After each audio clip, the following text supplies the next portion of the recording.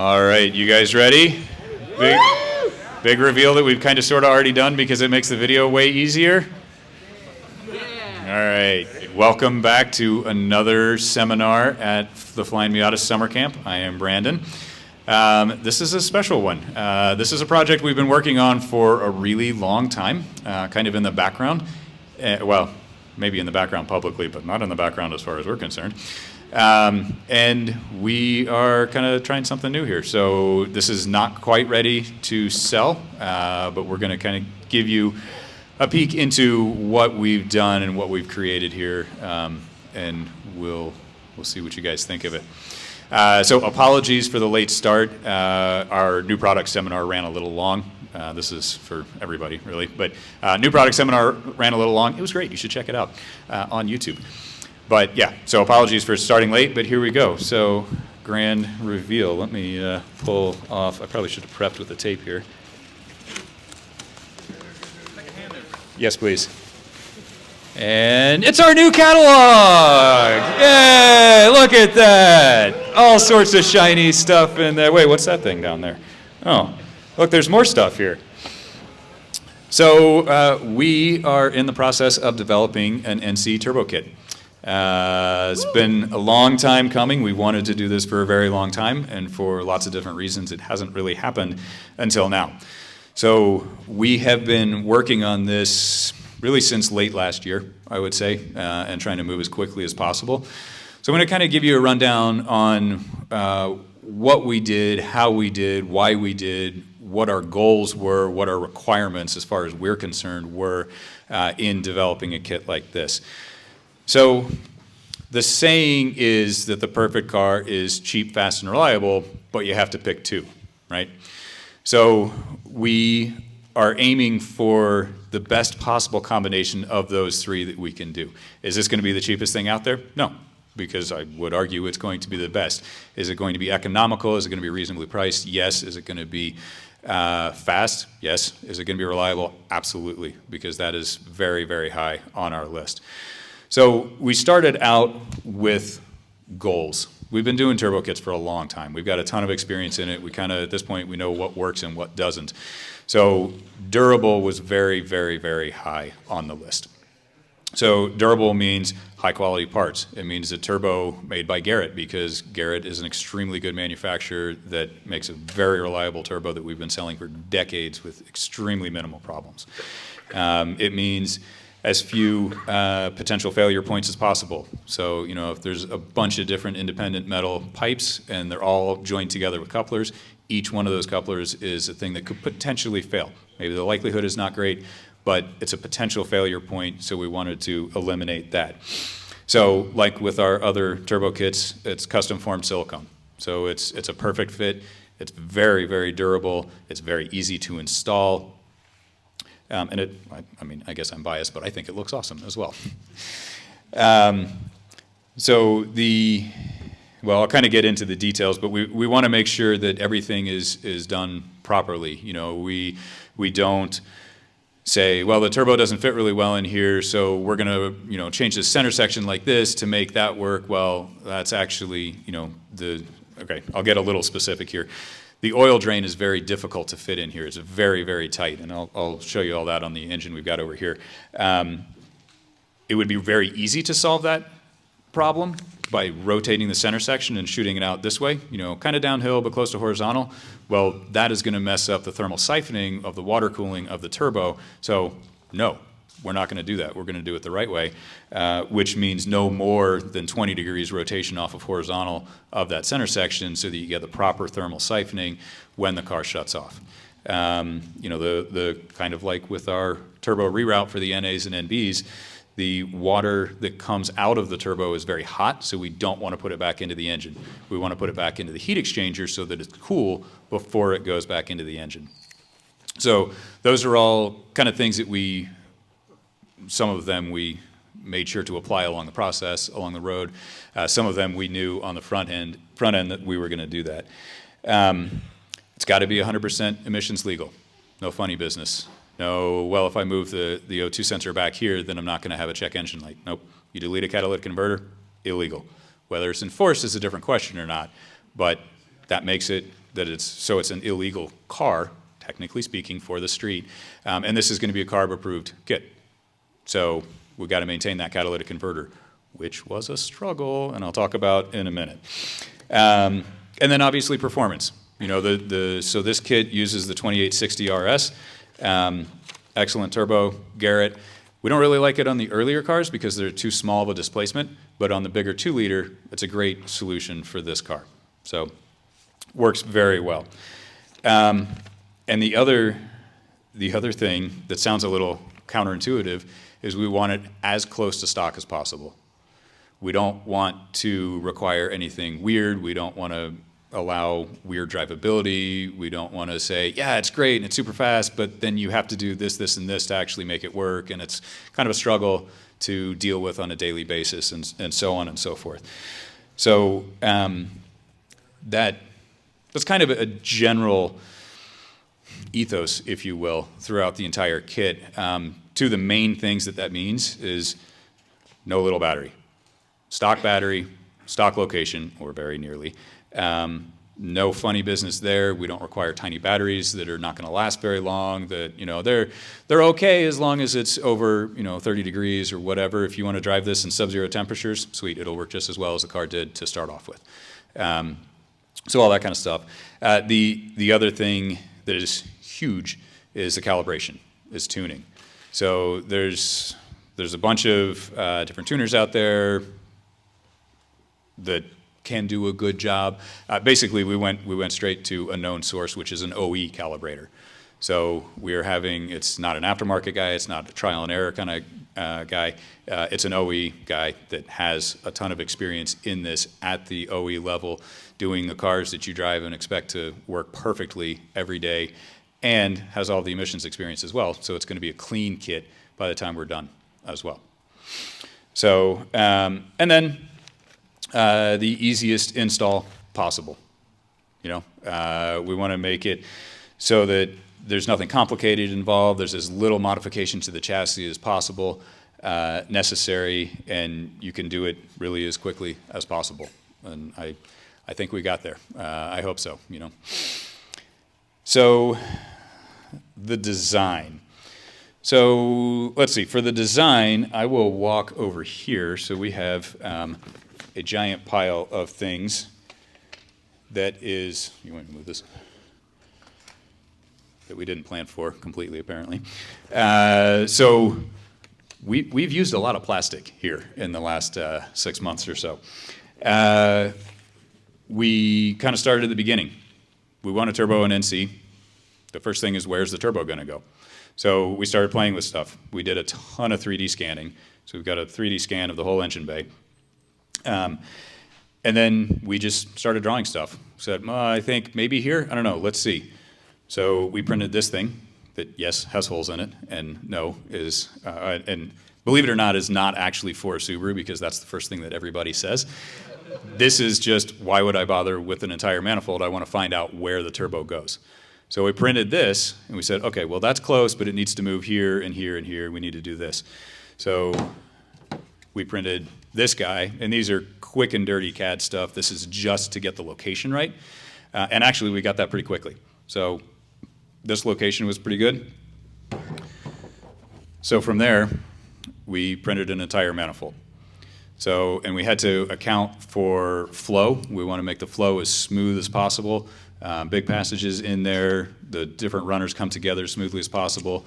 The number one runner is a little goofy because we're creating that clearance for the oil drain to make sure that we can get the right angle on the center section so that we don't have to worry about long-term reliability of the turbo.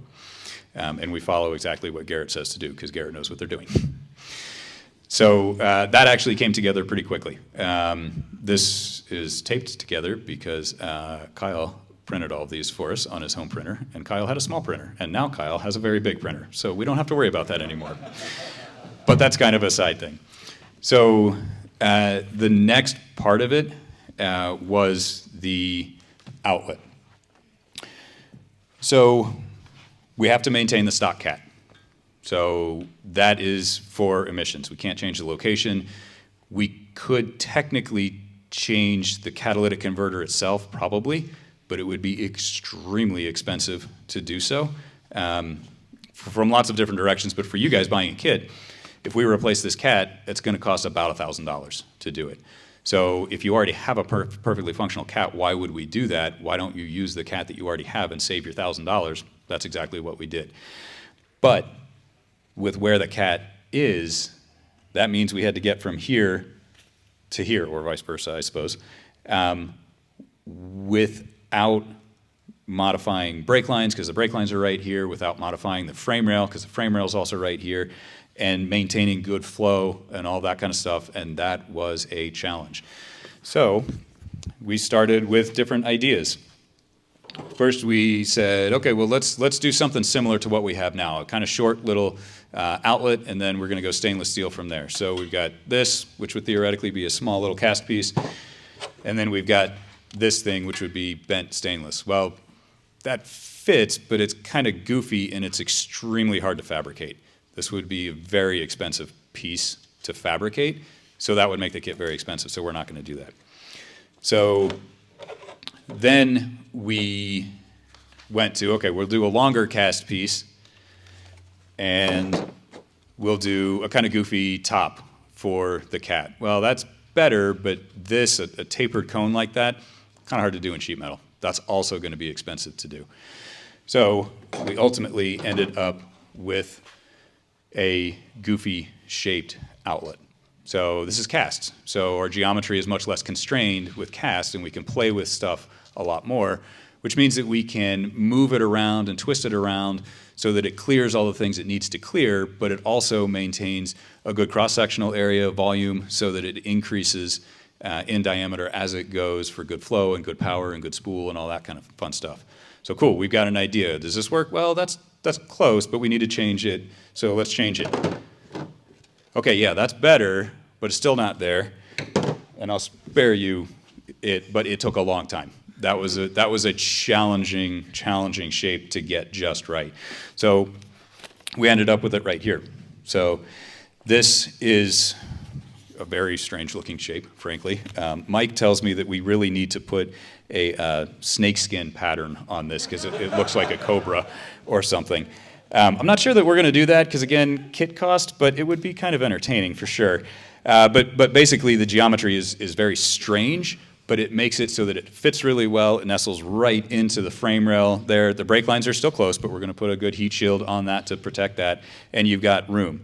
So when we actually worked with an OE packaging engineer to make sure that we had the proper clearances for everything and make sure that we were abiding as much as we can by the OE standards to make a long-term reliable kit that you just don't have to worry about. So again, this is what we ended up with. So goofy shape, fits really well, tucked in tight to the manifold because that clearance is not going to change, aside from some thermal expansion maybe, but tiny stuff there. And more clearance on the frame rail and the brake lines because that is going to change as the engine rocks, particularly if you don't stay up on your maintenance and your motor mounts are bad and now your engine is moving more than it should have in the first place, or it would if your parts were new. We need to account for that in our design. So we did that. So you're going to have a weld-on piece here. We can provide this complete thing if you would like to spend more money than time, or we can provide just the top if you want to tack it on yourself. 4-inch V-band right there, done. And you can do whatever you want to exhaust-wise there. So that keeps it emissions compliant. So the intercooler hoses were mostly more straightforward, kind of.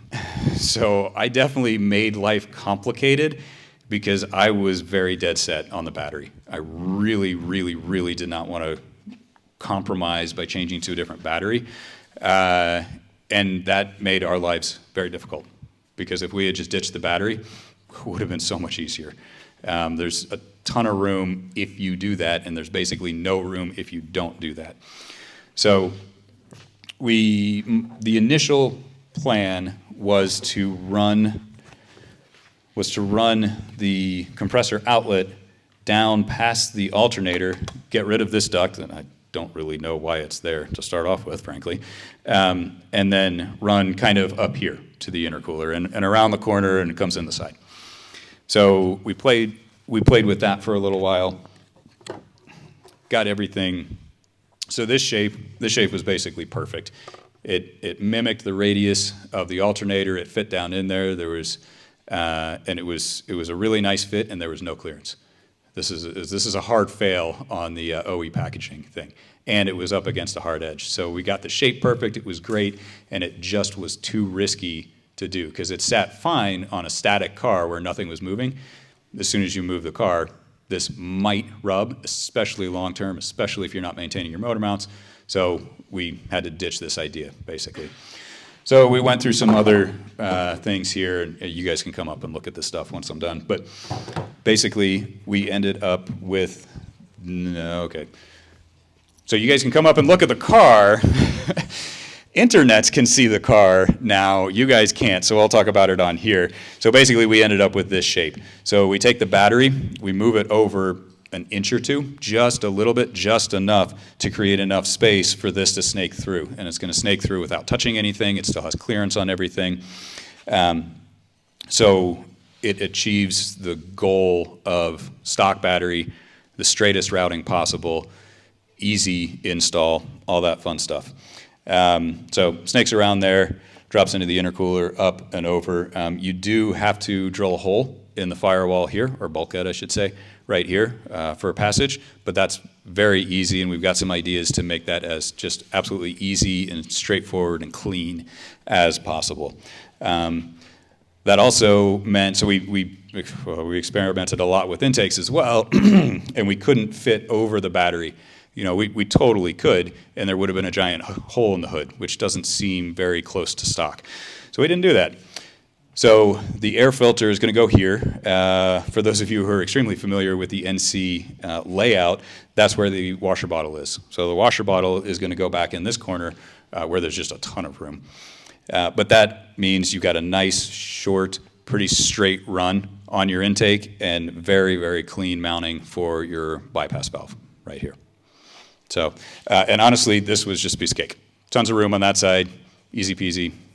No big deal. I think we got it done in 1 or 2 tries because it just wasn't that complicated, especially after having done all of this stuff. So we also wanted it to be as compatible with everything as possible.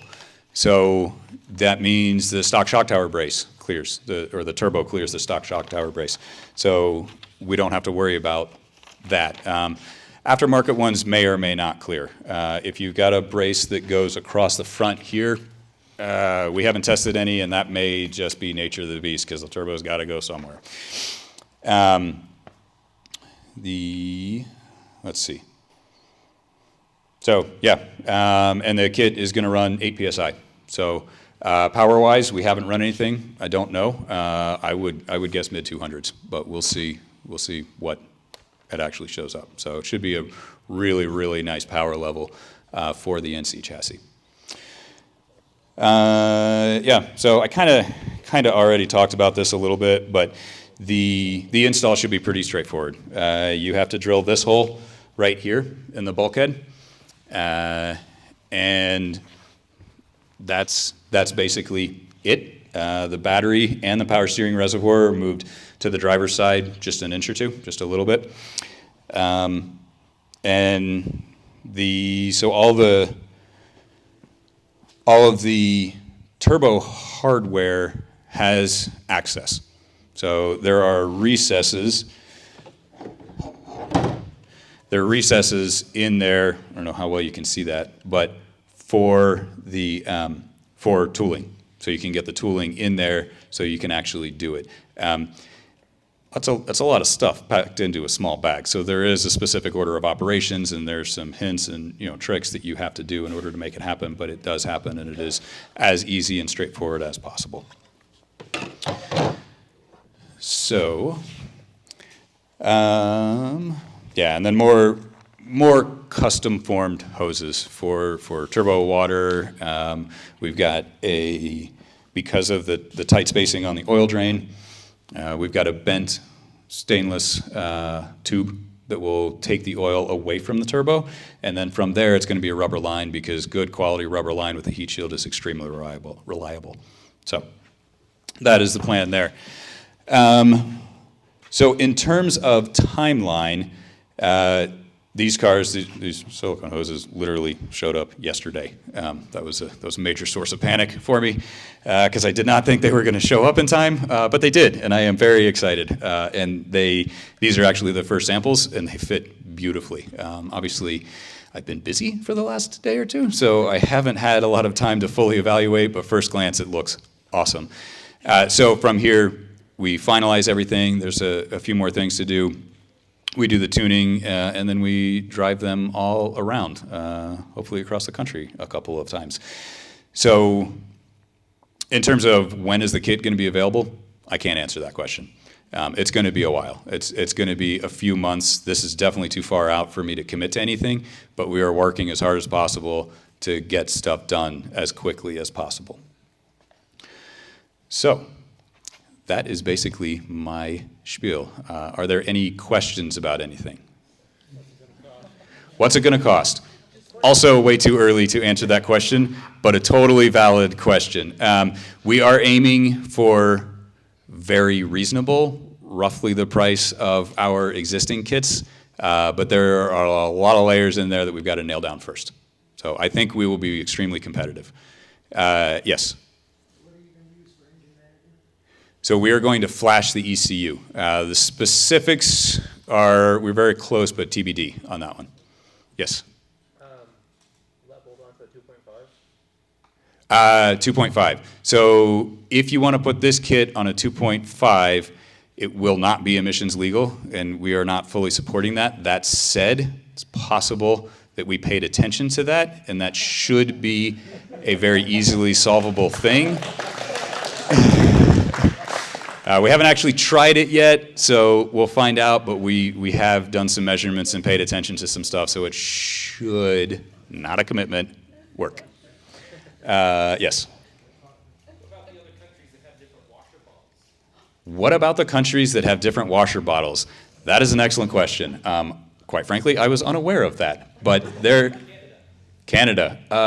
Oh no, that was an earlier car. We will look at that. Chances are pretty good that it will be just fine, but we will have to figure that out. They're bigger, they don't fit. Okay.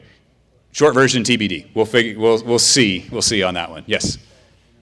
So how will the stock catalytic converter hold up? And the reason I'm asking is I track my current NC and I burned up my catalytic converter. Mm-hmm. And I was told that as long as I was tracking my car, I would burn up future catalytic converters. So I presently put a header on. Mm-hmm. Bypassed it, not legally, I guess, but moved my O2 sensors. Mm-hmm.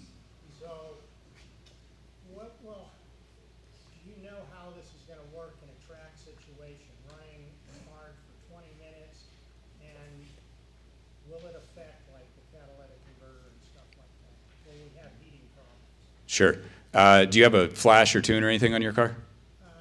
I have a Versatune right now. Okay. So the question is, how is the cat going to survive, is really the short version. There have definitely been issues with the survival of stock cats on NCs, on really, I believe, exclusively track NCs. And I don't know. That could be because of issues in the tune that cause more backfiring, or it could be nature of the beast. Generally speaking, the more you track a car, the shorter the lifespan of the catalytic converter is going to be, regardless. So that is very potentially something that you'll have to deal with. A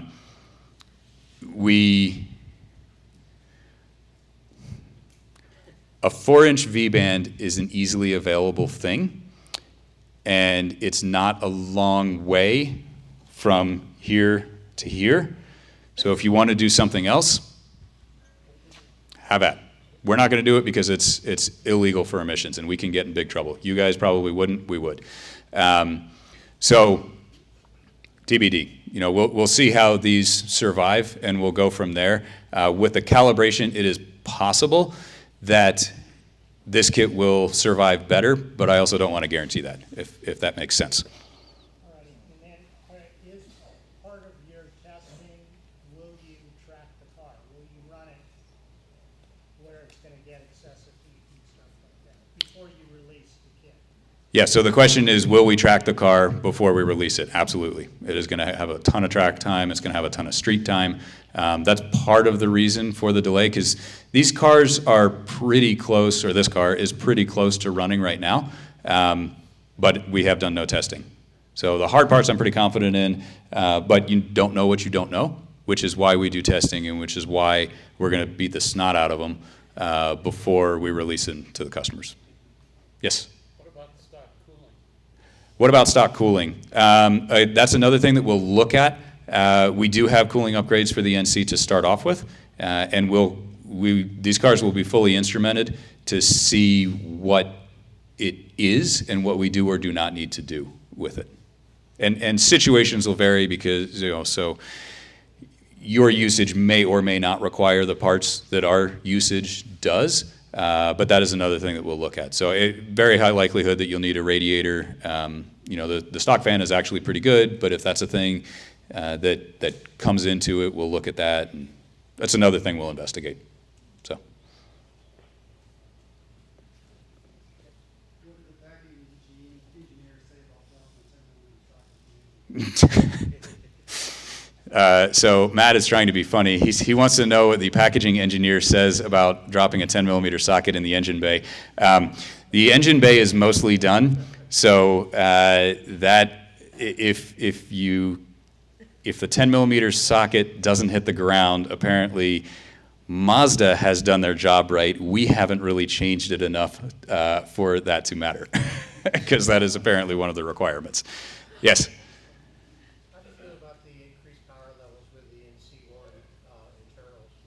So the NC, how about the increased power level with the NC1 internals? So the NC1 has a cast crank, which is more questionable than the forged crank in '09, I think.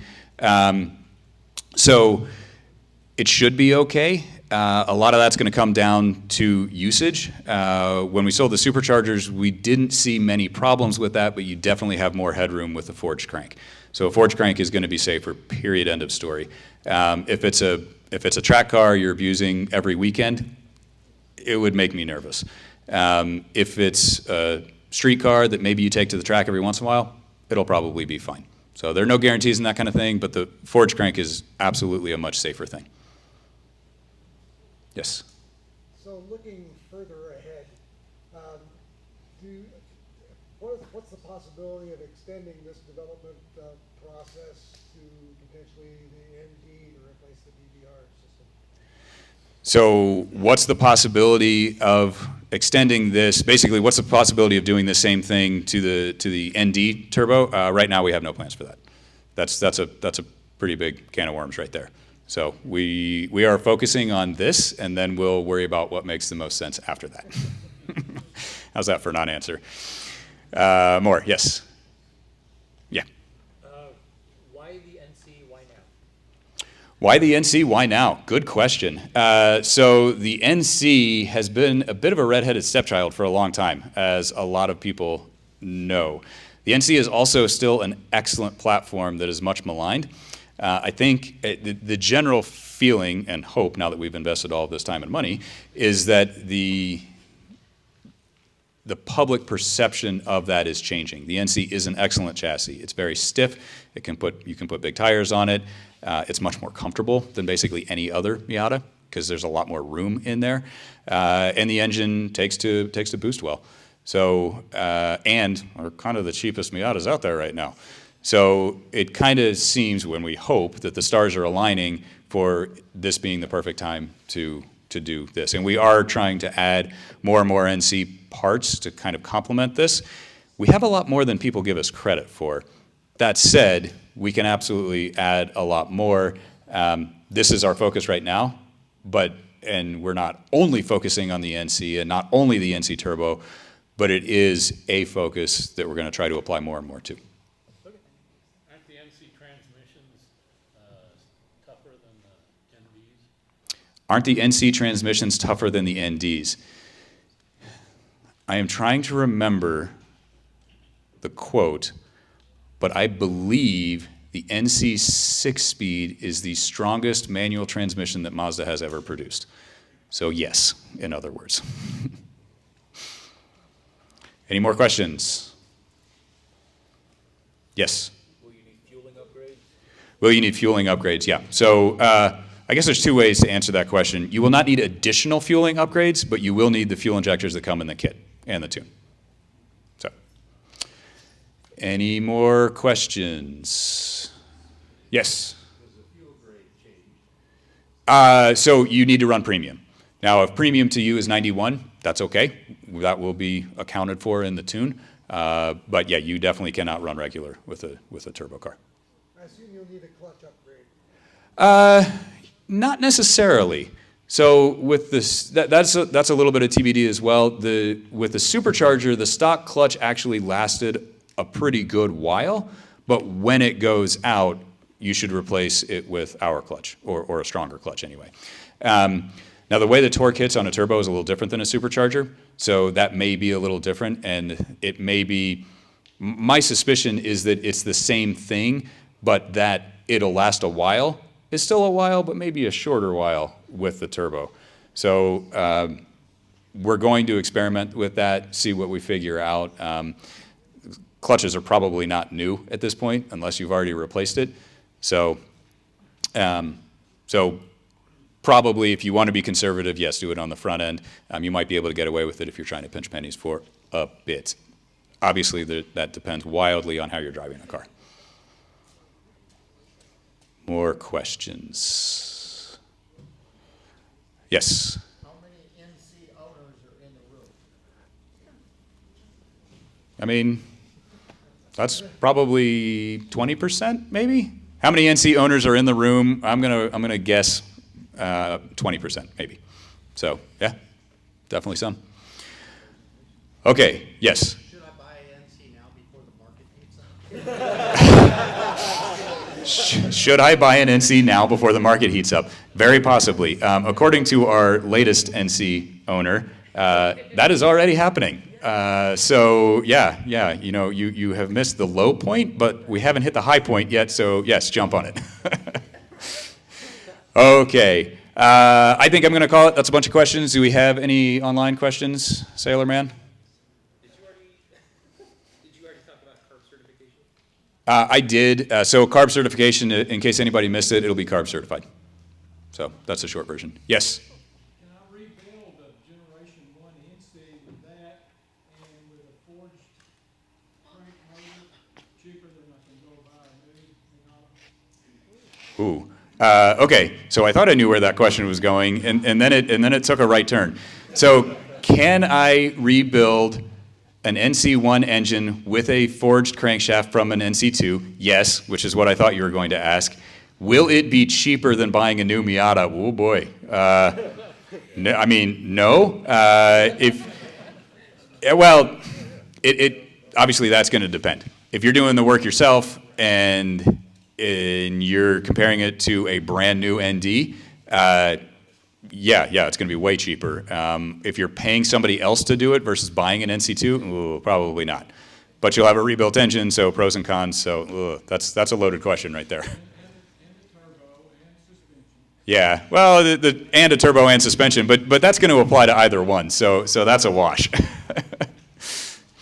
Okay, I am going to call it right there. That was a bunch of questions. Thank you guys very much.